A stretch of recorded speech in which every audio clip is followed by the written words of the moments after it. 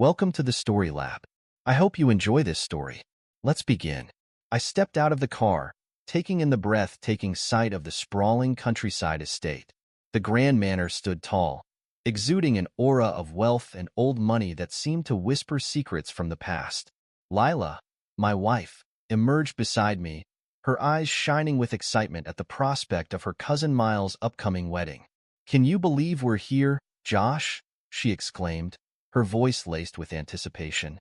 "It's been ages since we've been to a family gathering like this." I nodded, forcing a smile despite the unease that had settled in the pit of my stomach. There was an undercurrent of tension in the air, a peculiar energy that I couldn't quite pinpoint. "Yeah, it's going to be quite the event," I replied, slinging my bag over my shoulder. As we made our way towards the entrance, I couldn't shake the feeling that something was amiss. Little did I know that the shadows of betrayal were already lurking, waiting to unravel the very fabric of our lives. The night enveloped the estate in its dark embrace, and I found myself in desperate need of a phone charger. Slipping out of the guest room, I wandered the dimly lit hallways, searching for Lila's familiar figure. As I approached Miles' room, the door creaked open, and Lila emerged, her face flushed and her expression one of sheer panic. She froze like a deer caught in headlights when she noticed me standing there. "Lila," I called out, my brow furrowing in confusion. That's when I saw them. The telltale marks on her neck, the unmistakable hickeys that sent a jolt of realization through my entire being. Confronting her, my voice trembled with a mixture of anger and disbelief. Lila's eyes widened, and she scrambled for an excuse, her words tumbling out in a rush. "Josh, it's not what you think." But I had seen enough. Without waiting for her explanation, I stormed towards the bathroom, my footsteps echoing in the silent corridor. Lila followed closely behind, her frantic attempts to cover the incriminating evidence only fueling my suspicions further. The tension in the bathroom was palpable as Lila and I faced off, our voices rising in a heated exchange. Just when I thought the situation couldn't get any worse, Miles appeared in the doorway, his presence casting an ominous shadow over the room. "Perhaps we should talk somewhere more private," he suggested, his tone calm yet laced with an undercurrent of warning. He suggested we talk about this in his room. On the way of his room, I reached into my pocket and hit the record button on my phone, determined to capture every word of the confession that was about to unfold. With trembling fingers, I slipped the device back into my shirt pocket, letting it capture the truth that would soon be laid bare. In panic, they noticed nothing. Miles and Lila exchanged a weighted glance, and then the words came tumbling out, each syllable like a dagger piercing my heart. They confessed to their incestuous affair, a sordid secret that had been brewing for over a year, even before our marriage. The realization hit me like a ton of bricks, and I could feel the ground shifting beneath my feet. "Please, Josh, you have to understand," Lila pleaded, her eyes glistening with unshed tears. "We never meant for this to happen. It just happened," Miles chimed in, his voice filled with a twisted mix of regret and defiance. "We tried to end it, but when we're together, it's like an unstoppable force. We can't help ourselves." Their pleas for silence and promises that it would never happen again fell on deaf ears. I could barely process their words, my mind consumed by a maelstrom of emotions. Betrayal, anger, and heartbreak swirled within me, threatening to tear me apart from the inside out. Without uttering a word, I turned on my heel and stormed out of the room, the weight of their confession bearing down on my shoulders like an unbearable burden. As I stumbled back to the guest room, the only thought that echoed in my mind was the realization that my life, as I knew it, had been shattered beyond repair. The morning light filtered through the curtains, casting a somber glow over the room. I sat on the edge of the bed, my head in my hands, the weight of Lila and Miles' confession still crushing me from the inside out. With trembling fingers, I retrieved my phone and scrolled through my contacts until I found the name I was looking for: Martin Lawson, my old friend and a seasoned lawyer. The line rang once, twice, before his familiar voice greeted me. "Josh, what's going on? You sound rattled." I took a deep breath, steadying myself before unleashing the torrent of words that had been swirling in my mind. "Martin, I need your help. I. I found out something about Lila. Something unimaginable. There was a brief pause on the other end before Martin responded, his tone solemn. Tell me everything. And so I did. I poured out the sordid details of Lila and Miles' incestuous affair, the betrayal that had shattered my world into a million pieces. Martin listened intently, his sharp legal mind already whirring into action. I'll catch the next train out there, he assured me. We'll figure this out together, Josh. Just hang in there. Hanging up, I felt a glimmer of relief knowing that I wouldn't have to face this nightmare alone. Martin's unwavering support was a lifeline in the midst of the storm that was raging within me. As promised, Martin arrived at the local train station later that day. I stepped out of the car, my heart pounding with a mixture of trepidation and determination. That's when I noticed the brake pedal was unresponsive, and the car careened forward at an alarming speed. Acting on instinct, I slammed the emergency brake, bringing the vehicle to a screeching halt just inches away from a collision. My heart raced as I assessed the situation, realizing that someone had tampered with the brakes, a deliberate act of sabotage. Shaken but unharmed, I called Martin and explained the situation.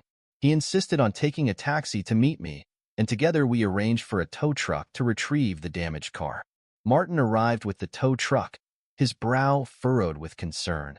We watched in silence as the mechanic inspected the brake system, his skilled hands probing and testing every component. Someone definitely tampered with these, the mechanic confirmed, his voice grave. It's a miracle you're still in one piece. Martin nodded, his jaw set in a firm line as he meticulously documented every detail. The realization that someone had intentionally put my life at risk sent a chill down my spine, and I couldn't help but suspect Lila or Miles' involvement. After the mechanic finished his examination, Martin and I retreated to a nearby diner, the weight of the situation bearing down on us like a suffocating blanket. Josh, this is serious, Martin said, his eyes locking with mine. If someone is willing to sabotage your vehicle, who knows what else they're capable of? I swallowed hard, my throat dry as I recounted the confession I had recorded the previous night. Martin listened intently, his expression growing more somber with each passing moment. We need to approach this carefully, he advised. Gather more evidence, build a solid case. These people are clearly unhinged, and we can't underestimate their desperation. I nodded, my resolve hardening. Whatever it took, I would uncover the truth and bring Lila and Miles to justice for their betrayal. The days leading up to the wedding were a blur of meticulous planning and strategic maneuvering. Martin and I pored over every detail, devising a plan to expose Lila and Miles' sordid affair at the perfect moment, when the entire family and their closest friends were gathered for the celebration. As the evening approached, a sense of dread and anticipation churned within me. I knew that once the truth was out, there would be no turning back. Lives would be shattered, reputations destroyed, and the fallout would be catastrophic. Yet, I couldn't shake the desire for justice, the burning need to confront the deception that had torn my world asunder. Martin's steady presence at my side was a constant reminder that I wasn't alone in this fight. "Are you ready for this?" he asked, his voice low and steady. I took a deep breath, steeling my nerves. As ready as I'll ever be. With determined strides, we made our way to the grand ballroom where the celebration was taking place. The air was thick with anticipation, and I could feel the weight of 1,000 unspoken secrets pressing down upon us. The grand ballroom was alive with the hum of conversation, the air thick with anticipation as the wedding celebration unfolded around us. I caught Martin's eye from across the room, and he gave me a subtle nod, silently reassuring me that he had my back. Taking a steadying breath, I excused myself from the small group I had been mingling with and made my way towards the guest rooms. My heart pounded in my chest as I dialed Martin's number, seeking the comfort of his presence before the storm broke loose. "Josh, I'm on my way," his voice crackled through the line. Before I could respond, the door burst open, and Miles barged in, his eyes wild and his demeanor unhinged. He slammed the door behind him, effectively trapping us both inside. "What the hell do you think you're doing?" he snarled, his hand slipping into his jacket pocket. Time seemed to slow as he withdrew a sleek, black pistol, leveling it directly at me. My throat went dry, and a wave of fear washed over me, but I refused to let it show. "I know what you and Lila have been up to," I said, my voice surprisingly steady, "and I have it all recorded." Miles's face contorted into a mask of rage, his knuckles white as he gripped the gun tighter. "You're going to keep your mouth shut, or I swear to God, I'll end you right here." The sound of Martin's voice on the other end of the line jolted me back to reality. "Josh? Josh, what's happening?" Without missing a beat, Martin must have heard the commotion, for he quickly added, "I'm calling the police." Miles's eyes widened as he realized the gravity of the situation, and in that split second, he lunged towards me, the gun raised. Acting on pure instinct, I dodged his attack, and we collided in a tangle of limbs and fury. The gun clattered to the floor as we grappled, each of us fighting for dominance. Despite the adrenaline coursing through my veins, fear threatened to overwhelm me. This was a man capable of unspeakable acts, and he was determined to silence me at any cost. Summoning every ounce of strength I possessed, I managed to gain the upper hand, pinning Miles to the ground. His face was contorted in a mask of rage, his eyes burning with a primal fury. "You'll regret this, Josh," he spat, his words laced with venom. Without hesitation, I grabbed the gun from the floor and pointed it at him, my hands trembling. "Not as much as you'll regret what you've done." With a swift motion, I locked the door, trapping Miles inside the room. He pounded on the door, hurling curses and threats, but I knew it was only a matter of time before the authorities arrived.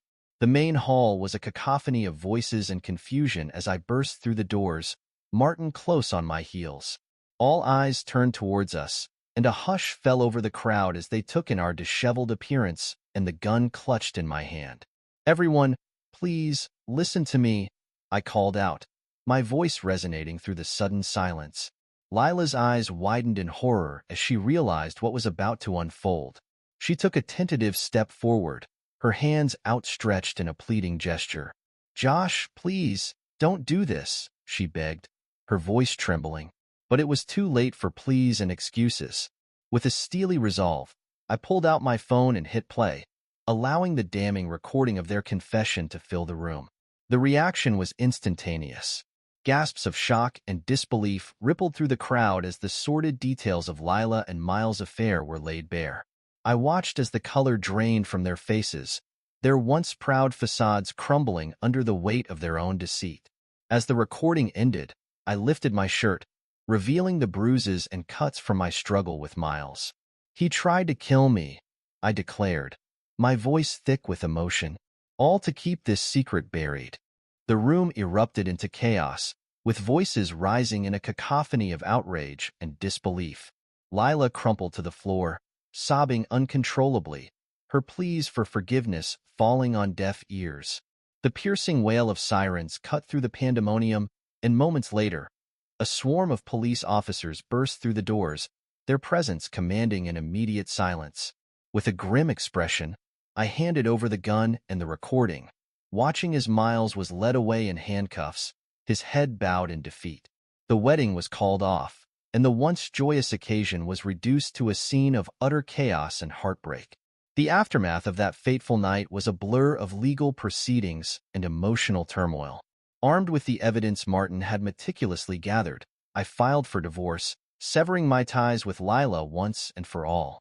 During the court proceedings, Martin's unwavering testimony proved pivotal.